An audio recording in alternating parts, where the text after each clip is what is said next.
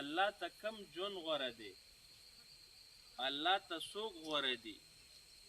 هغه انسان الله ته غوره دی چې هغه په دې معمولی ژوند کې 50-60 کاله ژوند کې د الله تعالی د رضا د حاصلولو کوشش یې وکړو،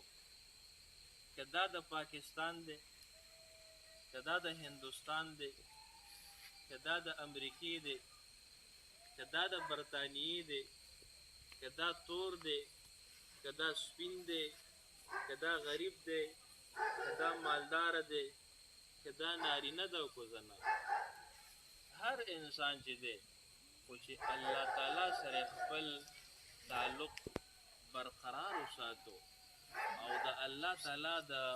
خوشحالولو د رضا کوشش یې وکړو،